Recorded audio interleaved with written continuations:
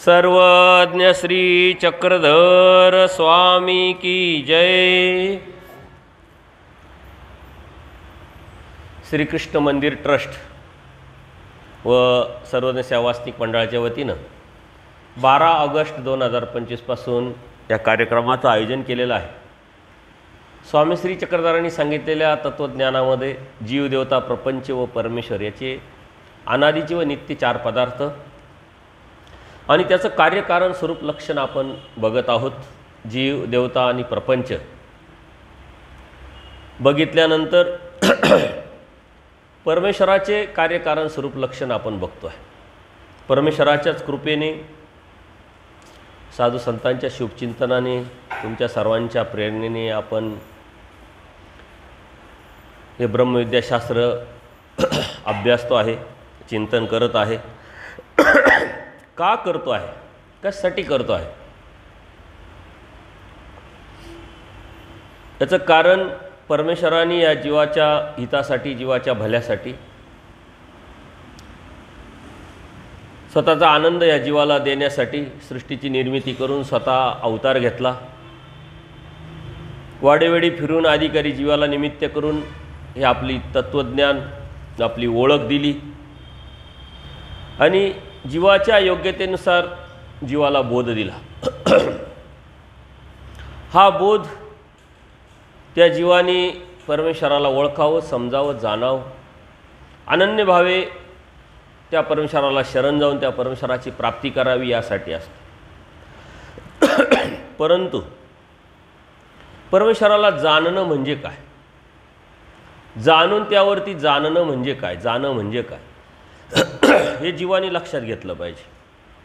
आपण अभ्यास करतो, वाचन करतो, चिंतन करतो, सत्संग ऐकतो, पुढे जाऊन अभ्यासाच्या माध्यमातून लोकांना सांगतो, लिखाणही करतो। अनेक लोक आपल्याला दिसतील की जे अभ्यास करतात, अभ्यास सांगू शकतात, जसे की मी लिखाण करतात, तत्त्वज्ञान सांगण्याचा प्रयत्न करतात, परंतु मी आचरणात जर ते आणलं नाही, माझ्या जीवनात ते उतरवलं नाही, त्या माझ्या अभ्यासाला, त्या माझ्या सांगण्याला, माझ्या लिखाणाला काही अर्थ उरत नाही। त्यासाठी परमेश्वराने आपल्याला बोध दिला नाही, त्यासाठी परमेश्वराने आपल्याला तत्त्वज्ञान सांगितलं नाही।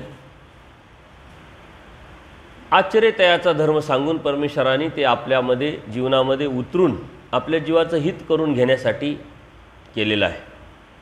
मग तरी हे आपण का करतो, तर परमेश्वर निमित्त करतात।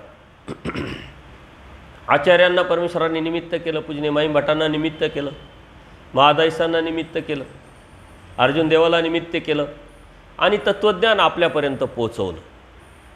त्या परमेश्वराने आपल्याला निमित्त करावं यासाठी असलेली आपली प्रार्थना, तळमळ, धडपड,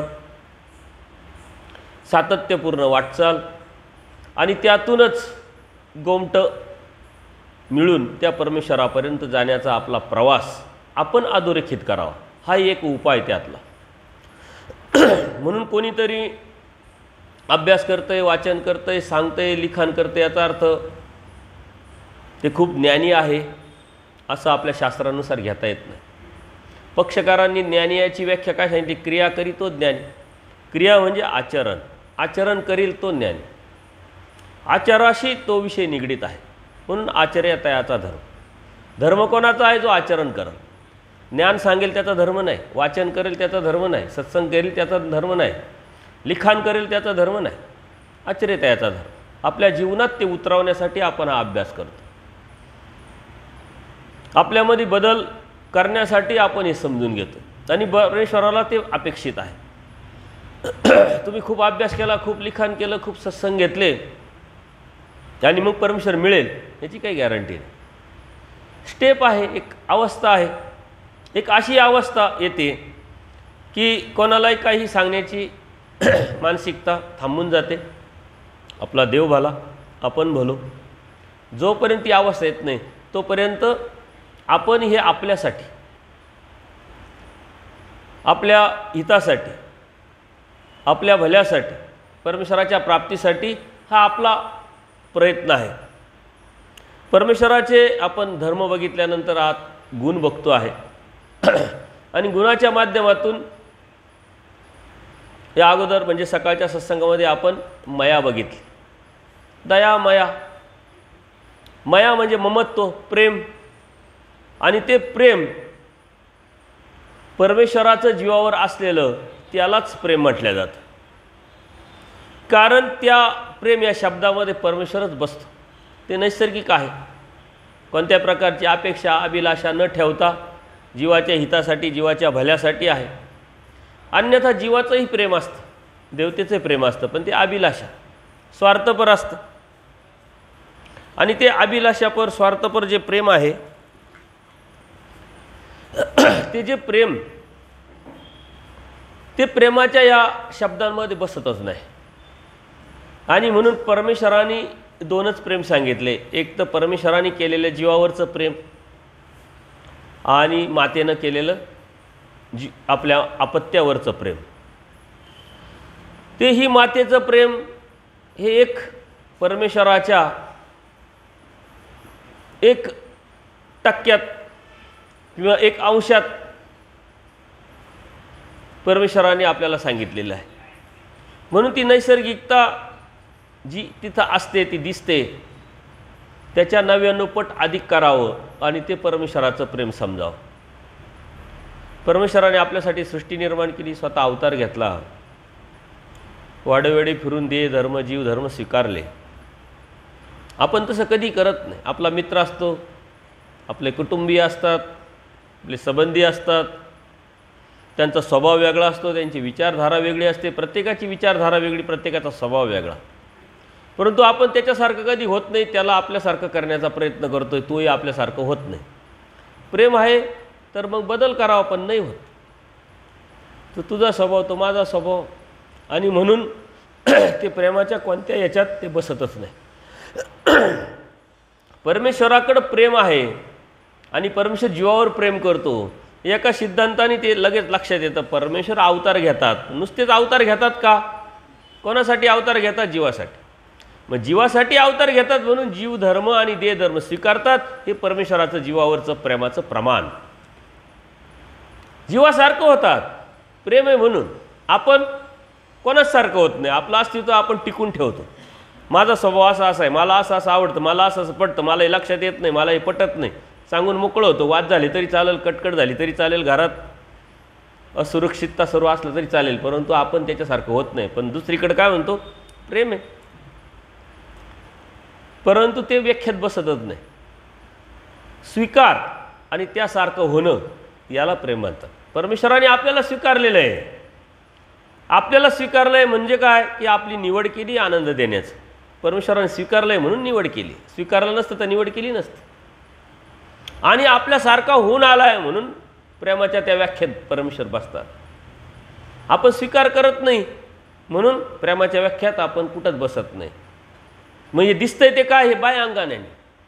ही एक गरज आहे आपली. त्या गरजेनुसार, त्या अवस्थेनुसार सिस्टम संस्कृतीचं वलय देऊन, प्रेमाचं लेबल लावून समाजामध्ये ती एक परंपरा पाडली. परंतु या तत्त्वज्ञानाच्या एक विशिष्ट पातळी, विशिष्ट लेवलवरती जेव्हा तुम्ही जाल तेव्हाच हे पटेल. अन्यथा तुम्हाला ते लक्षात येणार नाही. असं कसं बाबा? जे आहे ते देवाने सांगितलं. आणि आपल्याला समजतं पण कळतं, परंतु आपण व्यक्त होत नाही. त्याच्या पाठीमागे वेगवेगळी कारणं असतात. म्हणून परमेश्वराची जी दया आहे ही आपण बघितली. आणि त्याच्या पुढचा जो अत्यंत महत्त्वाचा गुण आहे मया, ही पण बघितली. आता त्याच्याही पुढं आपण जे अत्यंत पाहणार आहोत तो अत्यंत महत्त्वाचा गुण आहे म्हणजे कृपा. कृपेच्या अधीन होऊन परमेश्वर हे सर्व करतात. कृपा करतात म्हणजे काय? अनंत ब्रह्मांडाचा नायक, सर्व शक्तियुक्त, त्यांनी कृपा केली म्हणूनच हे सर्व झालं. आपण म्हणतो जाऊ द्या, कृपा करा, कृपया शब्द वापरतो ना, कृपया करा, हे करा ते करा प्लीज म्हणत राहतो. पण तरीही तो म्हणतो मी करतो, मला काय लाभ, माझा काय फायदा, हा प्रश्न पहिला येतो. आणि म्हणून मग त्याचा लाभ होत असेल तर तो करतो. ती काय कृपेत बसतं का? तर शब्दाशी आपण म्हणतो आनंद, कृपा, दया करा, जाऊ द्या, असे आपण म्हणतो, हे शब्दाचा अर्थ. परंतु कोणताही जीव किंवा कोणतीही देवता या शब्दांमध्ये बसतच नाही. ते शब्द फक्त आणि फक्त परमेश्वरालाच लागू पडतात, परमेश्वरासाठीच असतात. कारण त्याच्या जे जसं आहे तसं त्याच्यामध्ये ज्या चौकटीत बसण्याचं जे योग्यता आहे, जी पात्रता आहे, ती परमेश्वराची. हे जे शब्द आहे हे परमेश्वरासाठीच तयार आहे, पण आपण अन्यथा ज्ञानामुळे याला त्याला वापरत असतो. आनंद झाला म्हणतो, तुम्ही तिथं जा, आनंद होईल तुम्हाला, असं म्हणतो आपण. हे शब्द आपण आपल्यासाठी वापरतो एक, परंतु ते शब्द फक्त आणि फक्त परमेश्वरासाठीच निर्माण झालेले. कृपा, दयामया प्रमाणेच कृपा करून हा गुण पण फक्त परमेश्वराच्या ठाईच आहे, असतो. जीवाने जे जे ओकटे नरकादी असंत जे कर्म केलेले आहे, कर्म केलेले असतात, जोडलेले असतात, त्या कर्माचा नाश करून त्याचं भलं करणं, त्याचं हित करणं, त्याला त्याच्या पलीकडे घेऊन जाणं. ऑलरेडी आपण जोडलेलं आहे, परंतु त्याचा नाश, कर्माच्या नाशाचा आपल्याला परमेश्वराने दिलेला उपाय आहे की नाही. कर्मनाश होतो, दास्याने कर्मनाश होतो. दोन ठिकाणी कर्मनाश, कारण कर्म इतके आहे की आपल्या शाब्दज्ञानातही कर्माचा नाश होतो आणि अप्रोक्ष ज्ञानातही कर्माचा नाश होतो. कर्म ते काय कमी आहे का? मायेच्या तमातून निघाल्यापासूनचे कर्म, मानसिक कर्म, वाचिक कर्म, प्रारब्ध, काही भोगून नाश होतो आणि काही परमेश्वराने दिलेले उपाय आहे. कर्माच्या नाशाचे उपाय जर तुम्ही बाहेर काढले आणि त्यात जरी बसले तरी शाब्द ज्ञानात चरित होऊन अप्रोक्ष ज्ञानाला आपण पात्र होऊ शकतो. पण आपल्याला ते माहीतच नाही, आपलं चाललंय रुटीन, चाललंय रुटीन. कर्माचा नाश कोणत्या कोणत्या सूत्रातून होतो ते शोधा, कोणत्या आचरणातून होतो, कोणत्या प्रवृत्तीतून, कोणत्या प्रक्रियेतून होतो. हे जर शोधलं तर अगदी सोपा धर्म होऊन जाईल. कारण कर्मानी बंदिनी मनुष्य, कर्मात आपण बांधल्या गेलेलो आहे. संत आणि असंत सामुग्री मिळवणं हे जीवाचं कामच आहे, कार्यच आहे, त्याच्यामध्ये करतच राहतात. आणि ह्या कर्मातून निघण्यासाठी परमेश्वराने आपल्याला उपाय सांगितलेले आहे. म्हणून आपण कर्म जोडलेले आहे, ओष्ठ जोडलेलं आहे, असंत कर्म, नरकादी कर्म जोडलेले आहे. त्या कर्माचा नाश करून परमेश्वर आपलं भलं आणि आपलं हित जे बघतात, करतात, ते फक्त या कृपा गुणामुळेच. कृपा गुणाचा उपयोग होत असतो यासाठी. परमेश्वरा अनंत जीवांना अनंत जन्मवृत्तीच्या फेऱ्यातून काढून अविद्याच्छेद करून प्राप्तीला न्यायचं आहे. अनंत जीव आहे, अनंत त्या जीवाचे अनंत कर्म आहे आणि त्या अनंत कर्माचा नाश करून जन्मवृत्तीच्या फेऱ्यातून या जीवाला काढून आपल्या आनंदाला न्यायचं. ही सर्व जी प्रक्रिया आहे ही प्रक्रिया कृपागुणामुळे परमेश्वर करतात. तर कृपागुण सर्वात मोठा आहे आणि परमेश्वर सकळही जीवाला जे द्यायचं ते देतात, परंतु हे देत नाही, पुढं येणार ते. कारण याचमुळं उद्धार जीवाचा होतोय. जर ते जीवाला दिलं तर तोच उद्धार करायला लागेल आणि त्याला त्याचा जो उद्धार झालेला आहे त्याचा उपभोगच त्याला घेता येणार नाही. म्हणून अविद्याच्छेद करून मोक्षाला नेणं या जीवाला परमेश्वर याच कृपागुणामुळे नेत असतो. तो या कृपागुणामुळेच, कृपा म्हणजे अविद्या नासून मोक्षाला नेणे. परमेश्वराच्या स्वरूपी कृपा परिपूर्ण भरलेली आहे. ती स्वरूपीच आहे, मूळचीच आहे. ती निर्माण केली, कुणीतरी दिली, कोणाकडून उसनी घेतली असं नाही. त्यामुळेच अनंत जीवाचे अनंत दोष घालून त्याचा उद्धार परमेश्वराला करावा असं वाटतं. कृपा आवश्यक, कृपेला अधीन हो. परमेश्वराला प्रवृत्ती निर्माण झाली आणि म्हणून तो अवतारला आहे. जीव उद्धारण्याचं व्यसन कृपागुणामुळे, वाडोवाडी फिरणं कृपागुणामुळे, सतत त्या ओकट्यातून काढून गोमट्याला नेणं, त्याला साह्य करणं, नरकात जाणार नाही, नरकात गेलाय तर त्याचं नासेल कसं आणि तो इकडे येईल कसं, ते फक्त कृपागुणामुळेच होतं. निरव निराकार जो परमेश्वर आहे तो सावे साकार कशामुळे झाला? तो फक्त कृपागुणामुळेच. पुरी प्रकरणातच दिलेला आहे स्पष्ट. कवने करणे मुंचीचे ना, या सृष्टीमध्ये कोणता जीव कोणत्याच कशानेच मुक्त होणार नाही. एक परमेश्वर, एका परमेश्वराशिवाय तो मुक्त होऊ शकत नाही. पण तो परमेश्वर कसा आहे? निराकार, साकार होतो, अवतरतो, आपले सन्निधान देतो. ते दास्य हे फक्त कृपागुणामुळे होतं. कृपेला वश होऊन परमेश्वर अवतार घेतात, जीवाचा उद्धार करतात, जीवाचं हित पाहतात.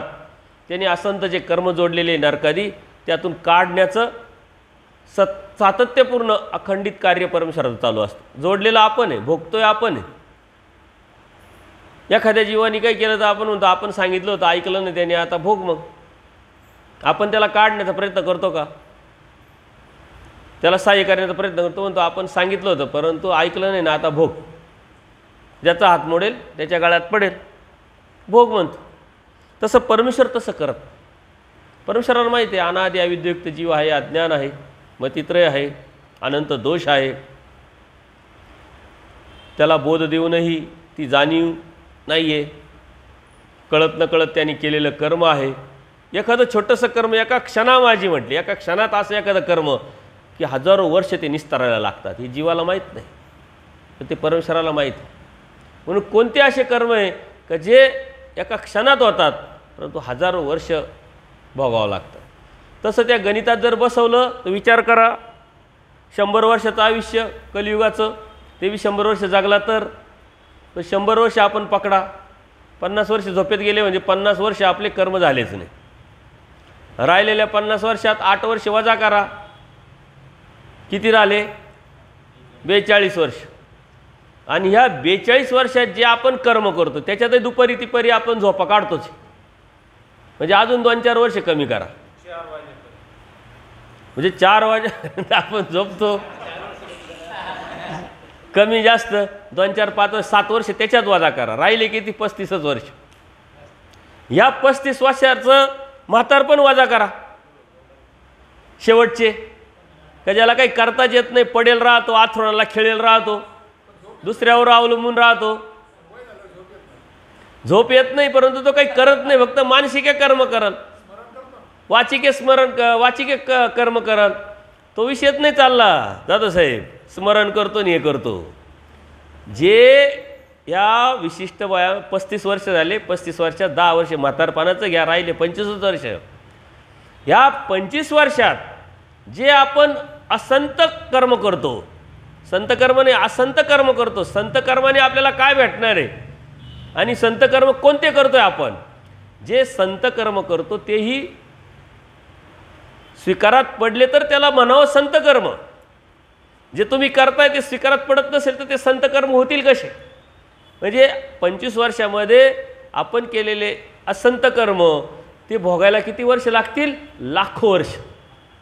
म्हणजे 25 वर्षाचे दिवस काढा, मिनटं काढा, क्षण काढा आणि त्या लाखो वर्षाचे दिवस आणि मिनटं क्षण काढा. किती मोठं तफावत आहे. देवता क्षणा माझे, एक क्षणात केलेलं कर्म कितीतरी वर्ष निस्तारावं लागतं. आणि आता या 25 वर्षात केलेले कर्म किती वर्ष निस्तारावं लागेल याची काही गणती नाही. परत हे झालं पहिलं ह्या जन्माचं आत्ताच्या करंट. मागे काय गुपचूप बसवलं होतं का आपण? हे जे बाळ आहे ना म्हणजे जीव, हे गुपचूप बसत नाही. मागचे अनंत कर्म, त्याचे कृतकर्म, आज आपण चाललोय पाठीमागच्या कर्मानुसार.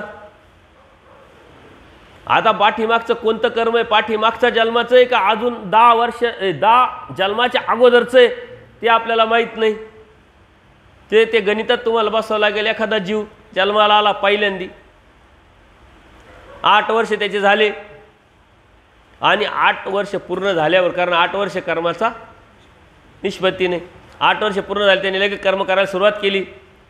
आता 8 वर्षाचा मुलगा म्हणजे लहान बाळ, मुलांमध्ये खेळता खेळता काहीतरी मुंगी मारली, काहीतरी चारू मारलं, काहीतरी खेळता खेळता म्हणजे लगेच हिंसा झाली. हिंसा पापा तो नरक त्याचं बांधलं गेलं. कोणीतरी साधू चालला आहे, त्याच्यावर संस्कार आहे म्हणून तो घरात गेला, लगेच टोपलीतून चपाती आणली, भाजी आणली, आईला म्हटले साधू चाललं त्याला द्यायचं आहे, त्यांनी ते दिलं, कर्म केलं. पोरांमध्ये भांडणं झाले, वादावादी झाली, कोणाचं तरी मन दुखेल असं त्यांनी केलं, तिसरं कर्म झालं. हे कर्म आता शृंखला चालू झाली आणि तो 74व्या वर्षी जगला आणि 74 वर्षी मेला. मेल्यानंतर आता पहिलं कर्म सुरू. काय केलं त्यांनी? हिंसा पाप पापात नरक. जलद्रूपाला मारलं तर स्थावराचं नरक, तो गेला स्थावरात. पहिल्याच कर्माचं ते संपलं का मग दुसरं कर्म काय केलं त्यांनी? साधूला जेवण घातलं, म्हणजे लेप लागला मनुष्य जन्माचा, आला मनुष्य जन्मात. आता तो मनुष्य जन्मात आल्यानंतर आता पुढचे जे कर्म थांबले ना त्याचे 74 वर्षाभर, ते स्टॉप केलेले, थांबले. आता परत त्यांनी पुढचा जन्म चालू झाला, परत 8 वर्षानंतर परत कर्माला सुरुवात झाली. ते थांबलेले. परत हा 82 वर्षेपर्यंत जगला, मेला. आता परत तो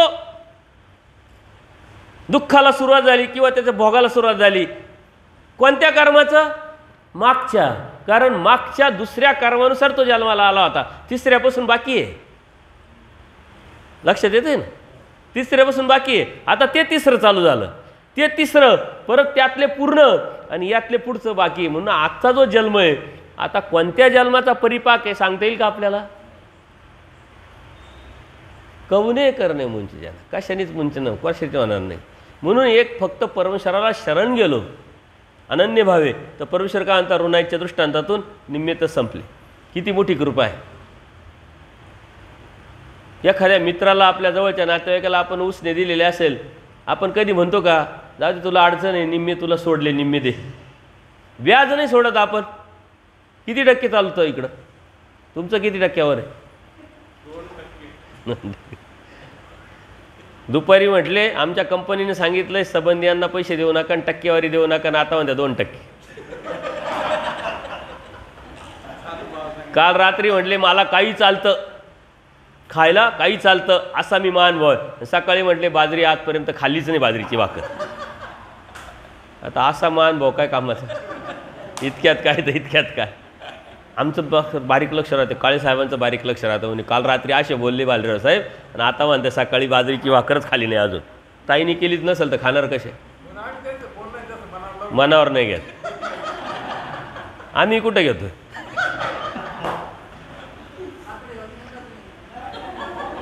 परमेश्वराची कृपा आहे म्हणून आपल्या जीवनामध्ये थोडेफार सुख आहे, आपण हसू तरी शकतो. ही परमेश्वराची कृपा आहे. बाकी आपल्या जीवनातले जे दुःख आहे, अडचणी आहे, संकट आहे, हे सर्व आपलं कर्म आहे.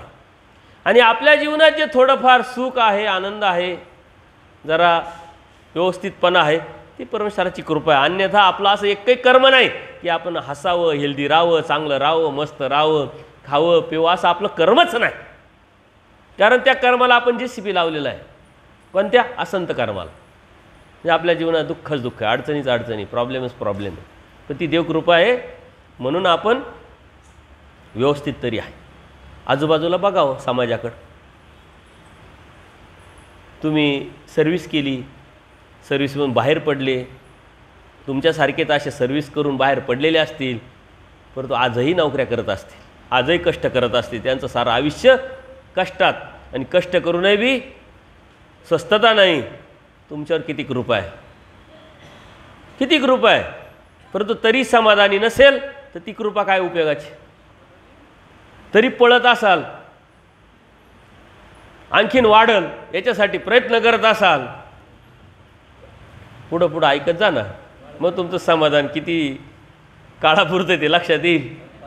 तर त्याला समाधान म्हणतात का? तुम्ही थांबले का? तुम्ही थांबले नाही ना. कारण तुम्ही एकच ऐकलं, थांबला तो संपला, संपायचं नाही, पळा पळा. कंपनीने तुम्हाला थांबवलं पण तुम्ही थांबले नाही. आणि म्हणून अडचणी, म्हणून प्रॉब्लेम्स आहे. पण तरीही एवढ्या अडचणीच्या काळातही तुम्ही मस्त आहे, स्वस्त आहे, टेन्शन नाही, काहीच नाही आहे, नकारात्मक विचार नाही. ही परमेश्वराची कृपा आहे. हे तुमचं कर्म आहे, तुम्ही थांबले नाही, परंतु तरीही देवकृपा आहे, काही हरकत नाही.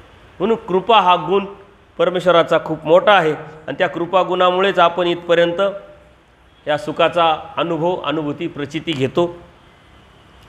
या कृपेचा जो गुण आहे जीवदेवतेच्या ठिकाणी अजिबात नाही, तो नसतोच. परमेश्वराच्या स्वरूपी कृपा परिपूर्ण भरलेली आहे. अनंत जीवाचे अनंत दोष घालून त्याचा उद्धार करावा असं वाटणं म्हणजे परमेश्वराचं ही कृपा आहे. एखाद्या जीवाचे दुःख आहे हे पूर्ण नाहीसे करणे, अथवा त्यात सुख देणे, अथवा वरील दोन्ही करणे, असे कृपेचे कार्य. आता याच्यामध्ये दुःख फेडीचे हे मायेचं कार्य. माया आपण बघितली, माया ममत्व, दुःख फेडायचं माया कार्य. सुख देणं दयेचं कार्य आणि दोन्ही देणं हे कृपेचं कार्य. म्हणजे ह्या कृपेमध्ये माया पण येते आणि दया पण येते. माया प्लस दया पुढं कृपा, दोन्ही द्यायचं आहे. दुःख फेडायचं आहे, सुखही द्यायचं आहे.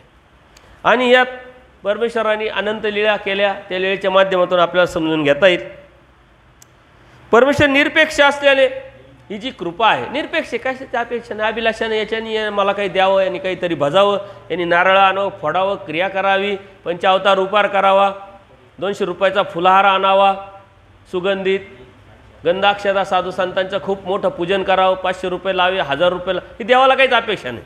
हे सारं आपलं आहे. ही सारी दुकानदारी, ही दुनियादारी ही आपली आहे. परमेश्वराला काय अपेक्षा नाही. तुम्हाला वाटतं बाबांनी वळ खाऊन कधीतरी आश्रमात गेल्यानंतर चांगली व्यवस्था करावी, हा तुमचा स्वार्थ आहे. तुमचं लय प्रेम आहे साधू संतांवर असं काही समजू नका. ही तुमची अवस्था आहे. कारण मी बी बाहेर फिरत असतो बाबा, तुम्हाला सारं कळतं, तुम्ही काय बाबांकडे काहीतरी जावं लागतं, मग व्यवस्था व्हावी व्यवस्थित. कुठं बाहेर थांबलो तर पैसे तर लागणारच आहे. मग ते आम्हीच तुमच्या डोक्यात घातलं. तुम्ही बाहेर जर गेले, हॉटेलमध्ये गेले तरी 2000 रुपये बिल होतं, मग इकडं 500 दिले काय फरक पडतो. या आम्ही आमच्या पद्धतीनं, तुम्ही तुमच्या पद्धतीनं. निव्वळ व्यवहार है की नाही. तुमच्या संकल्पाव्यतिरिक्त काही चालतं का आजपर्यंत? तुम्ही चहा दिला तरी संकल्पाशिवाय दिलेला नाही आहे. जेवणाचा तर विषयच नाही. संकल्प काय? संकल्प तुमचे सोयरे दायरे घरी आल्यानंतर तुम्ही संकल्प सोडता का? आम्हाला काहीतरी फायदा झाला पाहिजे, घ्या संकल्प. नातेवाईक आले, मित्रमंडळी आले, चहा नाश्ता पाणी करतात ना, जेवू घालतात ना, संकल्प सोडलेला कधी सांगा बरं, हात वर करा. आणि साधू कोण आहे? आपल्या परिवारातला, स्वामी श्री चक्रांच्या परिवारातला एक साधक, आपले हितक्ष, आपले निमित्त, त्यांच्याविषयी पराकोटीचा आदर, अच्युत गोत्र, परमप्रीती, आणि त्यांना म्हणते संकल्प घ्या. का? आम्हाला काहीतरी फायदा झाला पाहिजे. मग फायदा तोटा हा व्यवहाराचा भाग आला का प्रीतीचा भाग आला का परिवारातला भाग आला? ज्याला तुम्ही परिवारातला समजतात त्याच्याकडून अपेक्षा करत नाही, आणि ज्याचा परिवारातला भाग नाही त्याच्याकडून अपेक्षा करतात. तुमचा अगदी परिवारातला असेल कोणी तर तुम्ही बिगरव्याजी पैसे देऊ शकता, परंतु परिवारातला वेगळा असेल तर नाही बाबा, 2% 1% काय असेल ते द्यावं लागेल, किंवा विशिष्ट दिवसापुरतेच मर्यादित जे बी असेल ते. इथं व्यवहार आणला आणि म्हटले मग जो तुमचा हेतू आहे तो तुटेल. वास्तविक जो हेतू आहे, हेतू असेल तर संकल्प आहे, हेतूच नाही तर संकल्पाचा विषयच येत नाही. परंतु ही तुमच्या डोक्यामध्ये परंपरा आम्ही घुसवली, परंपरा चालली, ती सवय झाली. माणूस सवयीचा गुलाम होत असतो. एवढ्या सवयी पक्क्या झाल्या का त्या निघत नाही, निघू शकत नाही. एवढं सोपं नाही आहे. प्रीती आणि भिक्षाविधी याला कोणत्याही प्रकारचा विधीच नसतो. तुमच्या घरी कोणीतरी भिक्षाला आलं, तुम्ही काही विधी करता का? गंधाक्षदा संकल्प नाही. भिक्षा म्हटलं, तुम्ही काय आहे ते दिलं, बाबा पुढं गेले. विधीचा काही संबंध आला का? जिथं प्रीती आहे तिथं गंध अक्षदा संकल्प विधीचा प्रश्न आला का? हां, जिथं प्रीती नाही तिथं करा. जिथं प्रीती नाही आहे, आम्हाला काहीतरी फायदा झाला पाहिजे, तुम्हाला काहीतरी फायदा आम्ही करून देतो आहे ना, मग कशाच्या का माध्यमातून, तिथं तो चालतो, ते करता. कधीतरी केव्हा तरी काहीतरी उद्देशाने चालू केलेलं आज एवढं पक्कं झालं आहे की ते निघत नाही. जर तुम्ही नाही केलं तर आमच्या डोक्यात तुम्ही निघतच नाही. आणि हा अनुभव आहे. एकदा असंच मी चाललो, माझ्याबरोबर 1-2 मुलं होते, रस्त्याने चाललो आहे. एक ठिकाणी विशिष्ट परमपूजनीय परमहंत आचार्य XYZ अशा मार्ग आलेला आहे. चला आपण मार्गाला भेट देऊ, बाबांना भेट देऊ. मग गेलो, बाबांना दंडोत सुपारी वगैरे दिली, भेट झाली. आणि मग माझी सवय काय आहे, ओळख करून द्यायची माझ्याबरोबर असलेले.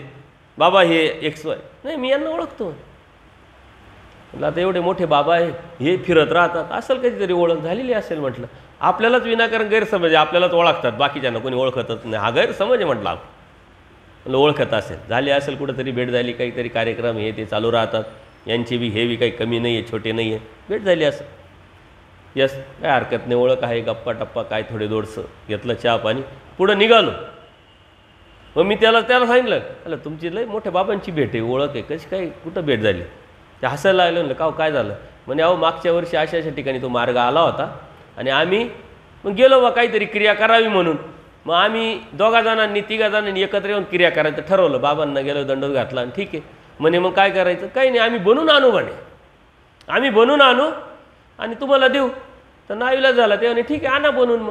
मग बनवून आणलं, सारे बसले, आम्ही वाढले जे पदार्थ द्यायचे ते, आणि एकाने गंध अक्षता लावली, एकाने एकच संकल्प सोडला आणि बाकीच्यांनी मग पूजा अवसर करून दंडोत जावा. पूजा केली नाही. ते बाबांनी बरोबर लक्षात ठेवलंय म्हटले. आणि त्यावरून मग नंतर थोडंसं त्यांच्या शिष्याच्या माध्यमातून आम्हाला 4 गोष्टी सुनावल्या, पण क्रियाच पूर्ण झाली नाही म्हटली. करतात कशाला अशा क्रिया? एक तर तुम्ही आम्हाला सांगायचं इथं बनवायला, कारण आम्ही सिस्टम बसवलेली, तुम्ही बनवून आणलं. दुसरी गोष्ट, एकच संकल्प सोडला, द्रव्य केलंच नाही. पूजा पूर्ण जी क्रिया आहे तुमच्यासाठी आम्ही दुसरी क्रिया सोडली. परमपूज्य परमहंत आचार्य, वर्षानंतर भेट, आणि यांनी पूजा केली नाही म्हणून आठवणीत ठेवणारे, हे काय प्रकार आहे? कसा प्रकार आहे? परमेश्वराची कृपा लक्षातच आली नाही, येतच नाही. आपल्याला देवाने काय दिलं आहे, कशासाठी दिलं आहे, हे लक्षातच येत नाही. पण ह्या ज्या साऱ्या ज्या गोष्टी आहे ह्या आपल्या विचाराच्या पलीकडे आहे. परमेश्वर मात्र निरपेक्ष आहे. कसली अपेक्षा नाही. तुम्ही काय करता याला काही महत्त्व नाही. तुमचा अंतर्भाव काय आहे, तुमचा हेतू काय, तुमची शुद्धता काय, तुमचं ते कॅरेट पाहतात देव. सोन्याचं कॅरेट बघतात ना आपण, 22 कॅरेट 24 कॅरेट, तसं कॅरेट परमेश्वर बघतात. तुमचं बाया अंगाने काय, तुम्ही कितीचा हार आणला, कितीची पूजा केली आणि कितीचं बाकीचं सर्व उपजाप केला, त्याला काय अर्थ राहत. तर बाया अंगाचा एक आदर आहे. आदर आपण आदर, साधू संत आले, फुलं टाकतो, पाणी बादली, हे सर्व हा आदर आहे, आदराचा भाग आहे. ते केलं पाहिजे, काय हरकत नाही. 2 दंडोत घालणे वगैरे हे ते. परंतु जेव्हा ते व्यवहाराच्या अनुषंगाने कर्मकांडात घुसेल ते मात्र दैवराटीचं नाही. हे आलेलं तिकडून, हे वैदिक.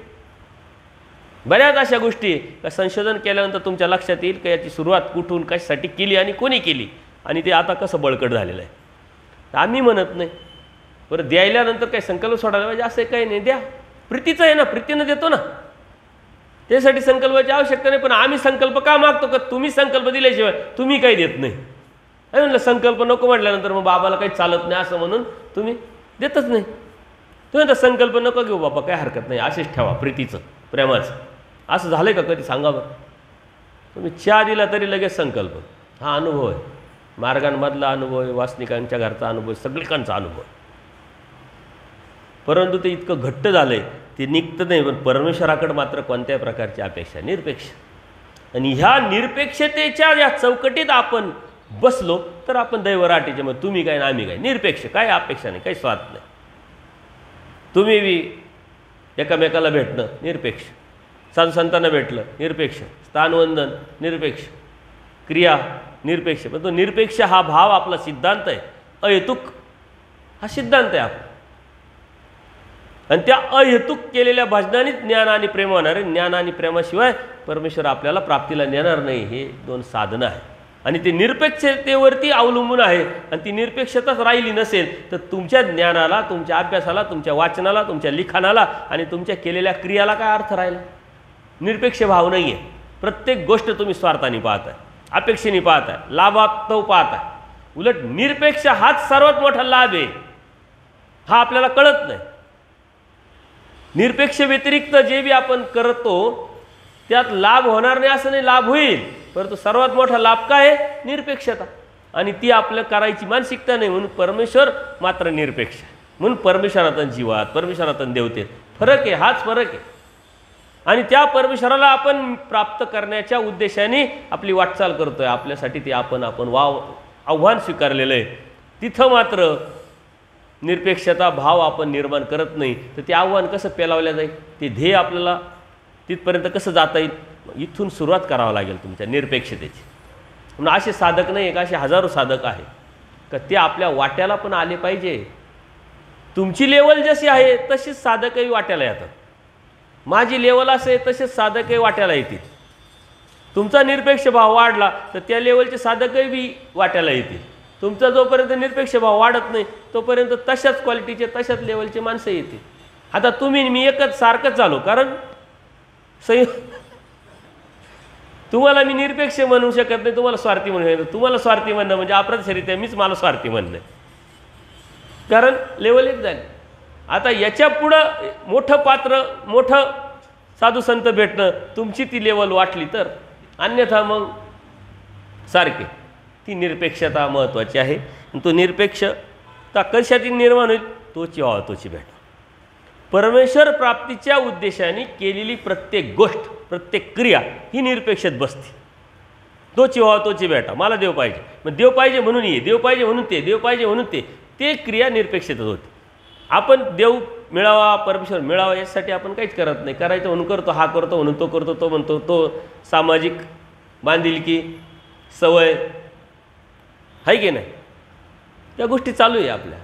पण देव मिळावा ही अर्थता, ही आंतरिक भाव, तो उद्देश, ते ध्येय जोपर्यंत येत नाही तोपर्यंत त्या क्रियेला निरपेक्षता निर्माण होत नाही. करताय परंतु का आणि कशासाठी, उद्देश काय, ध्येय काय हे लक्षात घ्यायची. ही कृपा तो का अर्थातच निरपेक्षतेनेच त्यात थोडी संयुक्ता नसते, थोडी संयुक्ता नसते, किंचितही संयुक्ता नसते.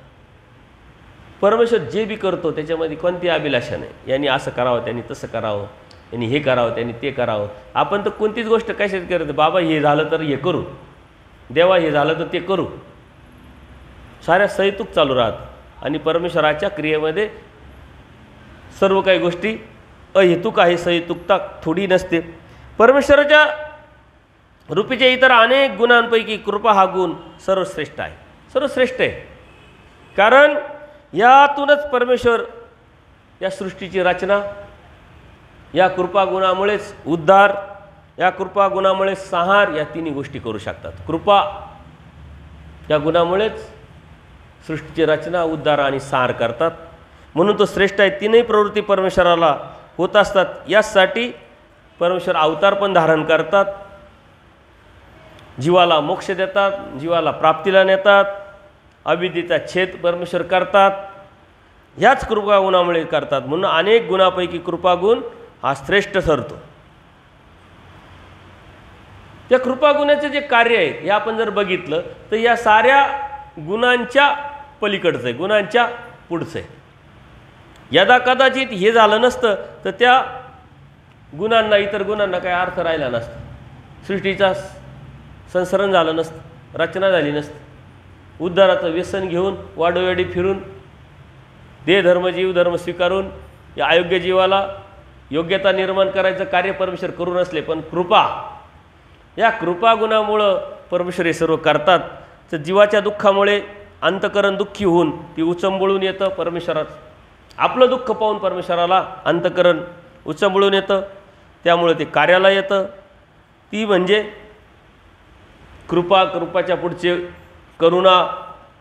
तर जी कृपा आहे म्हणजे मयाचे कार्य आणि दयेचं कार्य दोन्ही प्लस केली का मग कृपा. दोन्हीही दुःखातून काढणे, सुखाला नेले. आणि कृपामध्ये दया माया म्हणून कृपा पुढे सांगितली. ओकटे फेडोनी गोमटे करण्याचं कार्य या कृपागुणामुळे होतं. दुःख फेडतात. कोळविरीचा कंटक, गोंधळू बाबा, भोजनाची वेळ आहे, वाढलेलं आहे, आणि अचानक गोंधळू बाबा उठतात आणि पळत सुटतात. भक्तांना काहीच कळत नाही नेमकं काय आहे. काट्यामध्ये जो जडत्वाच्या नरकात तो जीव जाणार होता त्याला काढून टाकलं. दुःख फेडायचं, दुःखातून काढायचं, जाऊ द्यायचं नाही. कृपागुण, कृपागुण उचंबळून आला आणि धावत धावत जाऊन जडत्वाच्या नरकाला जीव गेलेला आहे, म्हणजे त्यांनी हिंसा केलेली. जडत्वाचा नरक हिंसेमुळे होत राहत, परंतु त्याला जाऊ द्यायचं नाही. कृपागुणाचं कार्य आहे. शांताबाईचा आपण बघितलं, कुठं चालल्या होत्या, आत्मघात की अशी कोणी ठाव नाही ना, आत्मघात करायला चालल्या होत्या. एक पाठीला एक पोटाला बांधिलं आणि नदीत उडी गेली. द्वारकेला जाईल, गोमतीच्या तीरावर उडी घेईल, आत्मघात, जडत्वाचा नरक. ते काय सारंग पंडितांनी देवाकडे पाठवलं का? बुद्धी दिली कोणी? शांताबाईसला देव फॉलो करताय. शांताबाईसला तर जायचं होतं, डायरेक्ट उठली असती आणि गेली असती ना. राग आहे डोक्यामध्ये, कशाला चला आपण आपल्या भाच्याला भेटू, कशासाठी? देवानी बुद्धी दिली आहे. आली सारंग पंडिताकडं, सारंग पंडिताला सांगताय असं नाही असं असं. सारंग पंडिताला बुद्धी दिली, पाठव इकडं. जीव जीवाचं ऐकतं ना. आप्ताचं वाक्य लागे. देव कसं सिस्टममध्ये काम करतात बघ. डायरेक्ट बुद्धी देऊन डायरेक्ट वेरूळला आणता येत नव्हतं का? नसतं आणता आलं. जीव जीवाचं ऐकतं. मग देवाकडं आणलं आणि मग देवानी तिचं सारं फेडलंय. दुःख फेडीचे कृपेचं कार्य आहे. आपल्याला वाटतं ती गेली आणि मग त्यांनी सांगितलं आणि मग ते इकडं आले. हे देवाचं कार्य आहे सारं निश्चित. अत्यंत सिस्टम पद्धतीनं रचनात्मक सामर्थ्याने ते घडून आणलेलं त्या जीवाच्या हितासाठी ती लीळा असते. आपण बाय अंगाने शब्दाशा पाहतो, परंतु त्यामध्ये खूप मोठं मर्म दडलेलं असतं. सर्पदंश माळी मेला होता, परंतु त्याचं दुःख फेडायचं आहे. ती माळीन औसा मातेला रडते ओरडते, असं आहे तसं आहे तसं आहे. काही लोकांना बुद्धी दिली, ते लोक म्हटले इकडे ईश्वर पुरुष चला घेऊन येतात. देव त्यांना जिवंत करतात, दुःख दुःखातून काढतात. ललिताईसाचा काळस्फोट झाला, रात्रभर दुःख करते. इतकं दुःख आहे का देवा घेऊन जा, मला मरण येऊ दे, कारण ते दुःख सहन होत नाही. कर्मनाश झाला पाहिजे आणि त्या दुःखातून निघाली पाहिजे. देव स्वतः जातात आणि आपल्या श्रीचरणाच्या अंगुठ्याने तो काळस्फोट फोडतात, तिचं दुःख हरण करतात. कृपेचं कार्य आहे. त्या दुःखातून त्या जीवाला काढायचं आहे. पाणुनायक वायू सुक्की जे पाणुनायक असतो, आजारी असतो. आपली औसा माता जाते, कारण त्या पाणुनायकाच्याच घरामध्ये देव व्यवस्था केलेली आहे. बघा कोणी आहे का आपल्याला राहायची व्यवस्था? म्हटले आहे पाणुनायकाचा वाडा, परंतु तिथं भूत वगैरे राहतं. म्हणले आमच्या देवा पुढं काही राहत नाही. म्हणले चला द्या वाडा द्या. साफसफाई केली, देव राहायला गेले. औसा महादाईचा भिक्षेला जात आहे, तिथंच जात आहे. तुमचे मालक दिसत नाही. म्हणे काय सांगू, आमचे मालक आजारी पडले, झोपले, त्यांना असं आहे त्यांना तसं आहे. म्हटले आमच्या देवाकडं आणा, चांगले चांगले नीट होतात. आम्ही नीट नाही होत. फक्त देवानी चांगले चांगले नीट केले, पण आपण काही नीट नाही झालो. असं एकदा सांगितलं, दोनदा सांगितलं, तिसऱ्यांदा हट्टाने घेऊन ये. थंडी वाजते, ब्लँकेट पांघरलंय सर्व काही. ते कधी बाहेर फिरत नाही. सारे लोक पाहायला लागले, पाणुनायक उठले, चालायला लागले. कसं काय नुसतं देवाकडे जायचं आहे म्हणून देवाकडे गेले. देव म्हटले काढून टाका. नाही थंडी वाजल म्हटले, स्वेटर काढा, थंडी वाजेल म्हटले. नाही वाजणार म्हणे, काढून टाका. त्याला काही काढलं, काहीच वाटलं नाही. बरं वाटतं, चांगलं आहे. मग उपार, मग काय केलं, वडे केले, अजून काय कढी केली, काय असेल ते. त्यांना वाढलंच नाही. हे काय नाही म्हणे, मला चालत नाही, मला त्रास होत, खा म्हणे. ते खाऊ घातलं. सारं पाणुनायकाचं दुःख काढून टाकलं. पाणुनायक नीट झाले आणि देवाकडे येणंच बंद झाले. मग ते पाणुनायक देवाला अनुसरले का? आश्चर्य तर दाखवलं.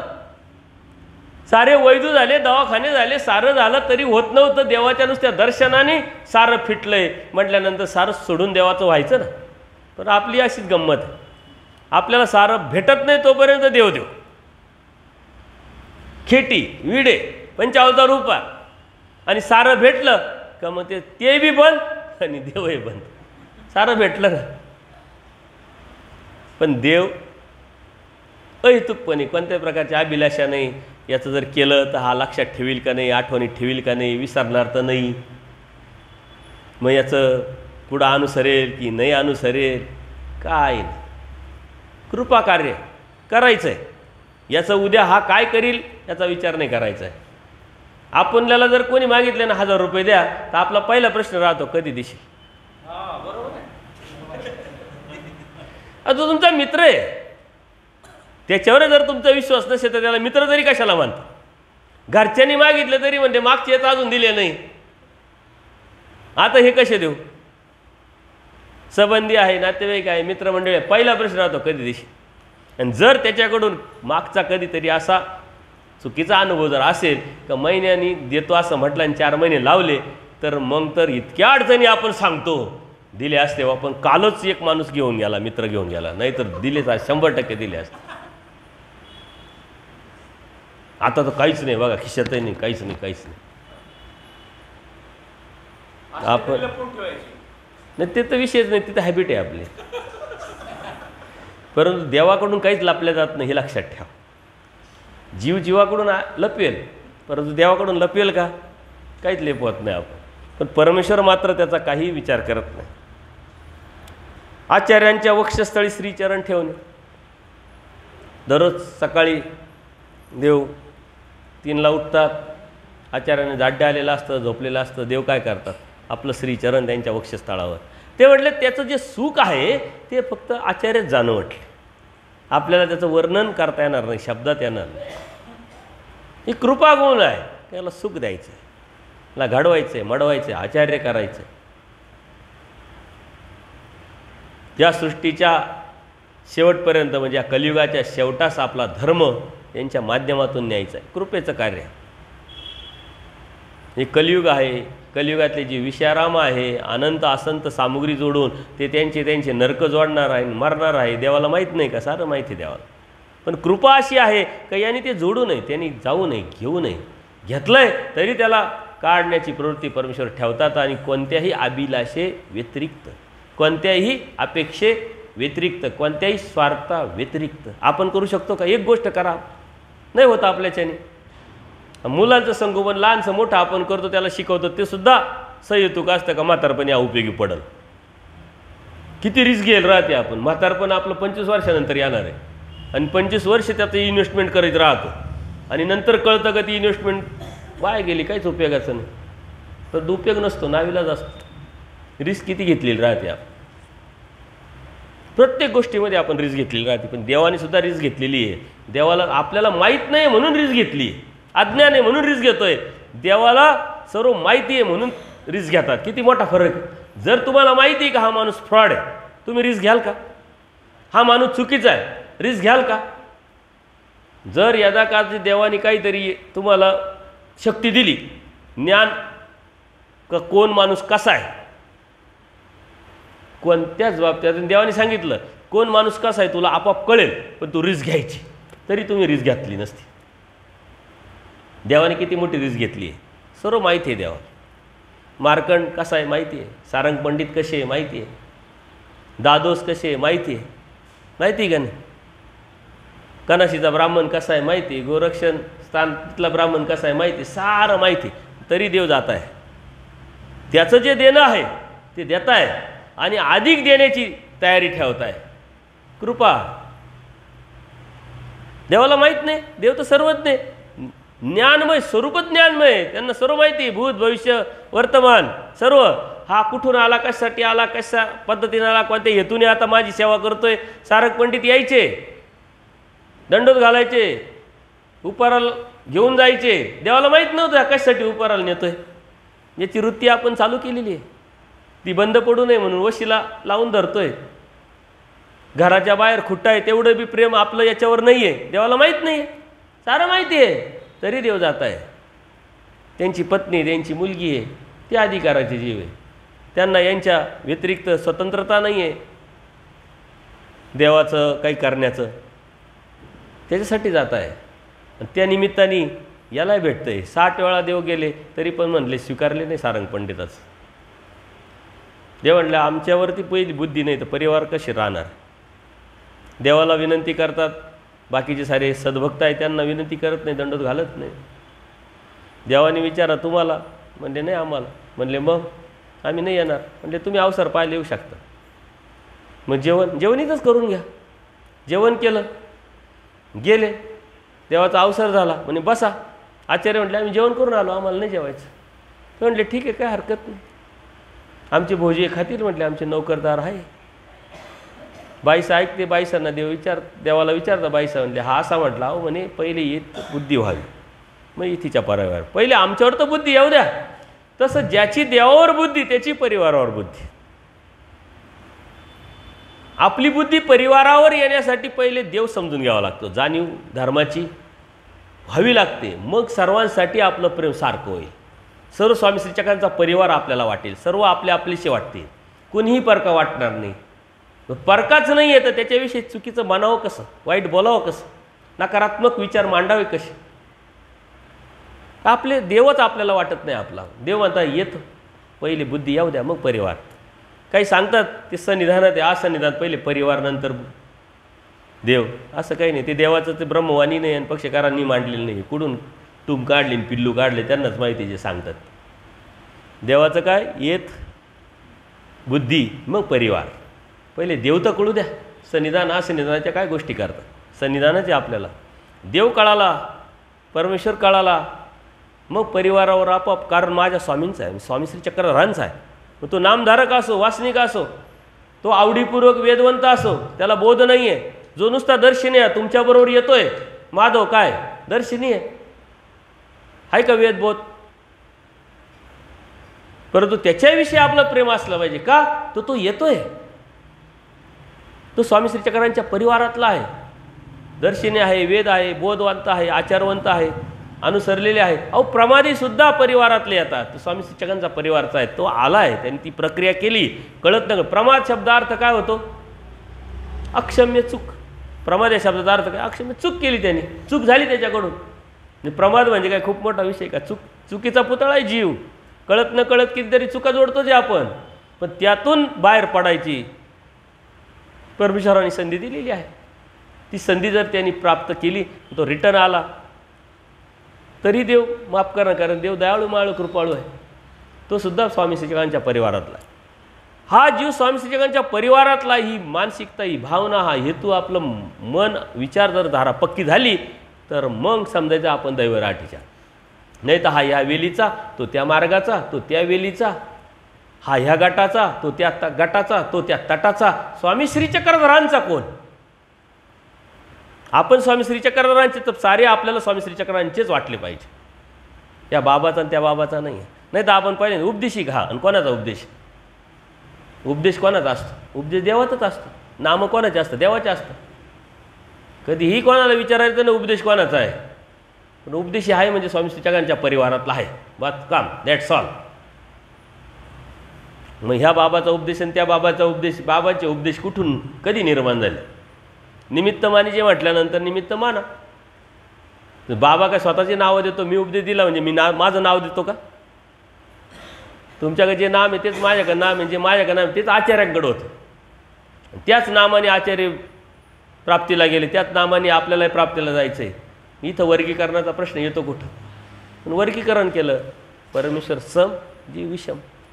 हे गट तट हे फक्त धर्म न समजल्यामुळे. ज्यांनी म्हटलं ना मी या वेलीचा आणि मी त्या वेलीचा आणि मी या मार्गाचा, का समजायचा हा दैवराटीचाच नाही, हा फक्त आजूबाजूला फिरवतोय. फक्त स्वामी श्री चक्रांचा परिवार म्हणून बघा, स्वामी श्री चक्रांचा परिवार म्हणून स्वीकारा, तर त्या गोष्टी परमेश्वराला प्रसन्नता निर्माण करून देऊ शकतात. खूप मोठा विषय नाही, फक्त तुमचा विचार बदलायचा आहे, ब्रॉड करायचा, प्रगल्भ करायचा आहे.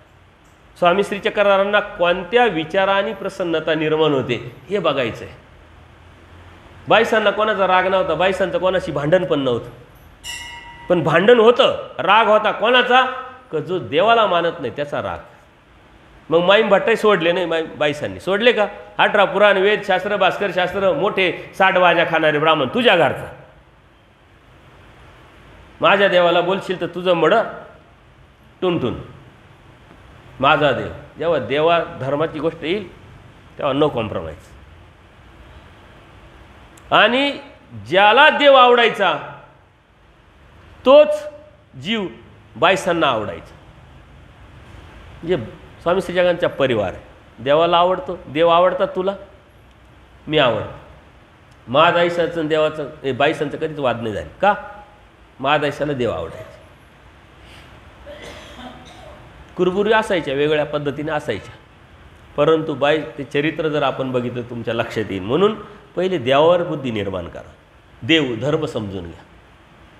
काय आहे परमेश्वर, कोण आहे परमेश्वर, त्याच्यामध्ये काय कोणते गुण आहे, कोणते धर्म आहे, ते कार्य कसे करतात आणि त्या कार्याचा आपल्यामध्ये आपल्या जीवनामध्ये कसं उतरवायचं आहे हे बघा. पंचगंगा म्हणणे डोमेग्रामची लीळा आहे. एक व्यक्ती आहे, त्यांना 5 मुली असतात. तुम्हाला माहिती सर, त्यावेळेस परिस्थिती वेगळी होती. 5ही मुली विधवा झाल्या. कुणी म्हणायचं त्यावेळेस काय म्हणायचं, विधवा बायांना काय म्हणायचं, रानके म्हणायचे काय. म्हणजे कुठं चालले, ते पंचरानकेच्या घरी. ते नामच पडलं, तेच नाव. त्याला किती दुःख होत असेल. जेव्हा देवाची त्यांची वेळ आली, या पंचगंगेवर निवालो म्हटलं. दुःखातून काढून सुखाकडे न्यायचं हे परमेश्वराच्या कृपेचं कार्य आहे. देव कधीही कोणाला मन दुःखाला असं कधीही बोलले नाही. पूर्ण लीळाचरित्र बघा, सुख होईल. तो कोण आहे, काय आहे, काही मतलब नाही. तो जीव आहे, तो परमेश्वराच्या संपर्कात आला याचा अर्थ, तो जीव आहे आपल्या संपर्कात आला याचा अर्थ तो देवाने आपल्याकडे पाठवला आहे. त्याचं हित पाहणं, त्याला 4 गोष्टी सांगणं, धर्माच्या अनुषंगाने त्याला धर्माच्या निमित्त आपण होणं, हे आपलं कर्तव्य. आपण म्हणतो आपल्याला काय करायचं, तो येईल करील. अधिकार, त्याचा अधिकार असेल तर घेईल. सांगायचं काम तुम्ही करा, कारण तुमच्या संपर्कात आला आहे, तो देवाने पाठवला आहे. एखाद्या माहेरचा माणूस आपल्या घरी आला, त्या बायांना कसं वाटतं, काय करावं काय नाही. म्हणजे गावातला आहे, चुलत निलत कोणीतरी नातेवाईक आहे, माहेरचा आहे, तरी अप्रूप वाटतं. आणि तुमच्या संपर्कात आलेला तो देवाने पाठवला, किती अप्रूप वाटायला पाहिजे. त्याच्याविषयी किती प्रेम आपले पण वाटलं पाहिजे. त्याच्या हिताच्या किती गोष्टी आपण केल्या पाहिजे. कशा पद्धतीनं कोणाला सांगून, कोणाला क्रियेला निमित्त ठरून, कोणाला कशा पद्धतीनं त्याचा हिताचा विचार आपण करून त्याला मोल्ड करणं. कारण देवाने त्याला आपल्या संपर्कात आणलं आहे. हे ऋणानुबंध संबंध असतात. कोणी कोणाच्या संपर्कात येत नाही, काहीतरी कारण असेल तर तो येतो. तर तुमच्या संपर्कात कोणी जर व्यक्ती आली तर अशी समजायची नाही ती देवाने पाठवली असं समजायची. तो माहेरचा आहे, देवाच्याकडचा आहे. ती भावना निर्माण करा. बघा स्वामी श्री चक्रांचा परिवार किती मोठा होईल. सारा जगत स्वामी श्री चक्रांचा परिवार आहे. कारण ब्रह्मांड निर्माण कोणी केलं, सकळ जीवाचं चिंतन कोण करत आहे, सर्वांसाठी जी व्यवस्था कशी निर्माण झाली, देवाने केली. सारा परिवार मोठा, सारा सृष्टीच परमेश्वराचा परिवार आहे. आपण तर आपले जे आहे त्यांना आपलं म्हणत नाही, तेव्हा अन्यांचा तर विषयच नाही. आणि त्याच्याही पलीकडं धर्म, जात, संप्रदाय ह्याच्यात एवढे लोक अडकलेले का तिथपर्यंत तर आपण जातच नाही. दृष्टी आपली तेवढी निर्माणच होत नाही. ही प्रगल्भ दृष्टी परमेश्वराची म्हटली. कृमी ते ब्रह्मा कीजे, हे कृपेचं कार्य आहे. महादेव खांडे काढून आले होते, नित्य नरकाचे वाटचाल, परंतु दिलं काय, प्रेम दिले, कृपेचं कार्य. जीवाजवळ कृपा जर नाही, जीवाजवळ कृपा नाही, पण माळेकराच्या दृष्टांत चोराची कृपा सर्व जणांना उपनली, ते अज्ञान कारणाने. जीवाजवळ कृपा नाही, परंतु ते माळेकराच्या दृष्टीने सर्वांना वाटलं, दया आली, कृपा उपजली. अरे हा कसा काय, याच्यावर अन्याय झाला का काय, चांगलं नाही, हे नाही, ते नाही, ते नाही. पण ते म्हटले अज्ञान कारणाने कृपा उपजते. आपण म्हणतो ना याचं असं झालं पाहिजे, त्याचं तसं झालं, हे सर्व अज्ञान आहे. जीवाचं अज्ञान कारणाने उपजली म्हटले. देवाजवळ नसती कृपा तर उदास मायबापा, कैसे आपुलेपण कैसे उद्धार. पक्षकार म्हणतात जर देवाजवळ कृपा नसती तर मग कसलं आपलेपण, कसलं जीवाचं हित आणि कसलं जीवाचं उद्धरण झालंच नसतं. कसला सृष्टीचा संसरण आणि कसलं सार झालंच नसतं म्हटलं. ही कृपा आहे म्हणून हे सारं परमेश्वराने करून घेतलेलं आहे. आणि यासाठी परमेश्वर काय नाही करत. देव कच्छ होती, मच्छ होती, देव नरामध्ये अवतरते, देव देवामध्ये अवतरते, देव वेडा होती, देव पिसा होय, चालता बोलता तो दुर्लभ. कशासाठी देवाला कच्छ मच्छ होण्याचं कारण काय, नरामध्ये अवतरण्याचं कारण काय, जीवधर्म देहधर्म स्वीकारण्याचं कारण काय, वाडेवाडी फिरायचं कारण काय. फक्त कृपा, जीवाचं हित, या दुःखातून यांना काढायचं आहे. ते व्यसन स्वीकारले, याला दुःखात जाऊ द्यायचं नाही, नरकात जाऊ द्यायचं नाही, याला आनंद द्यायचा, याला प्राप्तीला न्यायचं. यांनी केलेले कृतकर्म याचे नासायचे. त्या नासण्याच्या कारण परमेश्वर जातात, त्याची अयोग्यता योग्यतेत परावर्त कर, त्याची योग्यता वाढावी म्हणून देव जातात, स्वतःहून जातात. किती ठिकाणी देव स्वतः गेले, स्वतःहून. मल्लाच्या घरी स्वतःहून गेले. लग्नाच्या ठिकाणी स्वतःहून, बाजारात स्वतःहून जातात ते. गोविंदप्रभू बाबा बाजारात जायचे, याला हात लाव त्याला हात लाव. त्यांना काहीच माहीत नाही त्या जीवांना काय घडतंय, कशासाठी घडतंय. ते देवच जाणो, कृपेचं कार्य आहे. परी उभय दृश्य अवतार सर्वश्री चक्रस्वामी अवतार अवघ्याची कृपा म्हणून भट्टवास म्हणितले. उभयदृश्य अवतार या साऱ्या अवताराची कृपा तिथं एकवटली म्हटली. म्हणून भट्टवास काय म्हणतात की येणे अवतारे जो नुद्धरे, या अवतारापासून जो उद्धारणार नाही तो कैची नुद्धरे. म्हणून हे अवतार सकळ अर्थीची कृपाळू. जो आपल्याला अलौकिक अवतार भेटलेला आहे स्वामी श्री चक्रांचा उभयदृश्य अवतार, जीव उद्धारण्याचं व्यसन, कोणत्याही प्रकृतीने उपाधी म्हणत नाही, तो कृपाळाचा कृपाळू म्हटले. आणि त्याकडून जर आपण उद्धारलो गेलो नाही तर दुसऱ्या अवताराकडून शक्यच नाही म्हटले, शक्यताच नाही. म्हणून आज आपल्याला परमेश्वराने दिलेली सर्वात मोठी संधी आहे. आणि ही संधी जर आपण गमावली तर परत कधी येईल सांगता येत नाही. कारण असे अवतार कधीतरी होतात म्हणजे तो आपल्याला भेटला, हा अलौकिक अवतार आहे. काही अपेक्षाच नाही, फक्त अर्थता निर्माण करा, देव घरी घरपोच सेवा. भांडारे करा आणि अर्थता, बाईसांनी अर्थ घरपोच. सर्वांसाठी सिस्टम राबवून फॉलो करून घरपोच. खांडे काढून आले त्याशी प्रेम दिले. जोगनायकाचे केसने ओकटे फिडिले. जोगनायक किती ओकट असेल, किती त्यांनी नरकन, किती दुःख जोडले, किती हिंसा केलेली असेल, याला काही प्रमाण आहे. परंतु सारं जोडलं. कृपा करून अयोग्यता फिडिती अनाधिकर नाशिती. खते फिडिती योग्यता करती. वेद बोध अनुसरण सन्निधान देऊन कर्म नाशती. साह्य करीती प्रारब्ध चरितार्थ प्रेम पुनःसंबंध अप्रोक्ष देती. मळही नाशिती. कृपा सकळी शक्ती दान करती. सकळी शक्ती दान करती. कृपा अविद्या छेद करती. भक्ताशी अनुभूती देती. मोक्ष देती. फक्त कृपा, सर्व काही कृपा देते. आणि या कृपा गुणामुळंच परमेश्वर ठरतो. कृपा गुण नसतं तर ना रचना झाली असती, ना उद्धरण झालं असतं, ना परमेश्वरांनी आपल्याला अयोग्य करून अयोग्य जीवाला योग्य केलं असतं, ना आपण प्राप्तीला गेलो असतो. नरकातून आलो नरकात गेलो असतो. कधीच बाहेर पडण्याचा सुखाचा स्पर्श आपल्या जीवनाला झाला नसता. आपण दुःखच दुःख भोगत राहिलं असतं. परंतु ते दुःख पावत नाही. आणि म्हणून हे कार्याला आलेलं जे परमेश्वर आहे हे फक्त कृपागुणामुळे आलेले. म्हणून कृपागुण हे अत्यंत महत्त्वाचा आहे, सर्वात मोठा आहे. हा जर समजून घेतला तर आपण आता ती कृपा करू शकत नाही कोणावर, कारण आपल्याकडनं ही अभिलाषाच आहे. परंतु त्याच्यामध्ये निरपेक्ष भाव निर्माण करू शकतो. निरपेक्ष भाव माझ्या देवाचा आहे, माझ्या देवासाठी मी करतोय, माझ्या धर्माचा आहे, जो आपल्या धर्माचा आपल्या देवाचा आहे. त्याच्या व्यतिरिक्त सर्वांवरती समभाव. कोणाचं वाईट विचार करायचं नाही, वाईट बोलायचं नाही, वाईट दृष्टीनं पाहायचं नाही. करता आलं तर हेल्पिंग नेचर म्हणजे मदत करायची. क्लीन राहायचं, मोकळं राहायचं, स्पष्ट राहायचं. जमतंय जमवायचं, नाही जमत दंडोत बनायचं. इतकं सोपं आणि सरळ आहे, खूप अवघड आहे. निरपेक्ष भाव जर निर्माण झाला, काही स्वार्थच नाही, अभिलाषाच नाही, तर आपण स्पष्ट राहू. अभिलाषा असेल तर मग गोळून बोळून इकडून तिकडून भामटेपणा, कपट, लेबल, अनुमान साऱ्या गोष्टी करू आपण.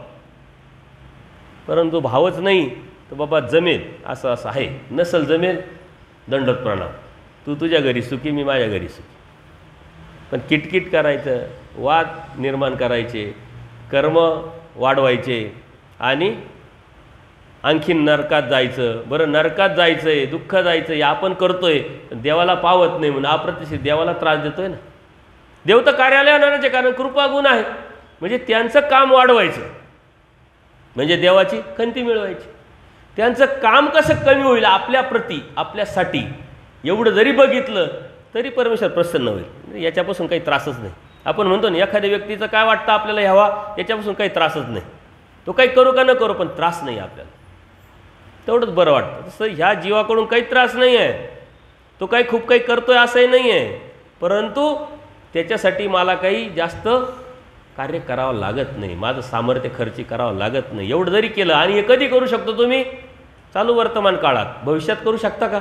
होऊन गेलं त्याचं करू शकता का? नाही. आज ह्या मिनिटाला कसे राहत आहे, कसे बोलताय, कसे वागताय, कसा विचार करताय, कशी दृष्टी ठेवताय, ये वरती पुढचंही अवलंबून आहे आणि मागचं नाचण्याला अवलंबून. आणि असं राहत असताना समाजाकडून जर त्रास होत असेल, आपण म्हणतो ना नाही नाही सच्चाईनं राहिलं का त्रास होतो, काही त्रास होत नाही. सच्चाईची ताकद खूप मोठी, काही त्रास होत नाही. सच्चाईनं राहण्याची सुरुवात जर केली ना, त्रास होत नाही, त्याच्यातून कर्मनाश होतो. कर्मनाश होतो म्हणजे फायदाच आहे ना, तोटा आहे काय? जेवढा जास्त त्रास होईल, जेवढा जास्त समाज त्रास देईल, तेवढा जास्त कर्मनाश होईल. फायदाच फायदा. दैवराटीमध्ये 1% नुकसान नाही. फक्त ती विचारधारा, ती दृष्टी तुमची असली पाहिजे. कोण काय बोलतंय, कोण काय सांगतंय, कोण काय करतंय याच्याशी काही मतलब नाही. माझा देव स्वामी श्री चक्रधर आणि त्या देवाने दिलेली शिकवण, ती माझी ड्युटी, माझं कर्तव्य, तेच माझं हित असं समजून जेव्हा चालाल तेव्हा फायदाच फायदा आहे. आणि म्हणून हे सारे गुण परमेश्वराचे आपण समजून उमजून का घेतोय, तर आपल्या जीवनात ते उतरवण्याचा प्रयत्न करतो आहे. तो भाव निर्माण, निरपेक्ष भाव निर्माण, निस्वार्थ भाव निर्माण करायचा. जीव तर स्वार्थी आहे हे देवाने सांगितलं आपल्याला, आणि त्याच्या व्यतिरिक्त त्याच्या पलीकडे आपण जाऊ शकत नाही. परंतु देवाचं व्हायचं, देवाचं मिळवायचं, मुक्तीची चाड आहे, तर निरपेक्ष व्हावा लागेल, निस्वार्थ व्हावा लागेल. आणि होऊ शकतो म्हणून तर देवाने आपली निवड केली. होऊ शकता म्हणून तर निवड केली. जर होऊ शकले नसते तर निवड केली असती का? होऊ शकतात म्हणून निवड केली. ज्या अर्थी निवड केली त्या अर्थी त्या पात्रतेचे आपण आहोत. ती पात्रता निर्माण करायचं काम मात्र आपलं आहे, आपल्या हातात आहे. तूच तुझ्या जीवनाचा शिल्पकार, आपणच आपले शिल्पकार आहात. देव करील, देवाने ठरवावं, देवाने मिळवावं, देव करून घेईल, हे सारं अज्ञानपणाचं, अन्यथा ज्ञानाचं लक्षण आहे. देव काय आपला नौकर नाही आहे. देव दयाळू, माळू, कृपाळू जरी असला तरी आपल्या स्वतंत्रतेला परमेश्वर स्पर्श करत नाही. ती चौकट कधी भेदत नाही. ती जबरदस्ती करून आपल्याला भरोशाने नेणं एवढं काही आपली योग्यता नाही. ती आपल्यालाच करावं लागेल. ते केलं, आपल्यामध्ये बदल केला तरी परमेश्वर प्राप्त होण्याच्या बाजूनी आपण पहिलं पाऊल टाकलेलं असेल. आपल्याकडे दोष कमी करणं, त्या दोषाचं परावर्तन गुणात करणं आणि आपली दृष्टी बदलून समाजाकडे पाहणं, तोची व्हावा, तोची भेटावा, हाच भाव सतत ठेवणं, इतकं सोपं आणि सरळ धर्म आहे. बाकी काही नाही. कृपागुण अत्यंत महत्त्वाचा आहे. तो चिंतन करा आणि त्यातून काय घेता येईल ते आपल्या जीवनात उतरावा. सर्वज्ञ श्री चक्रधर स्वामी दंडवत हो.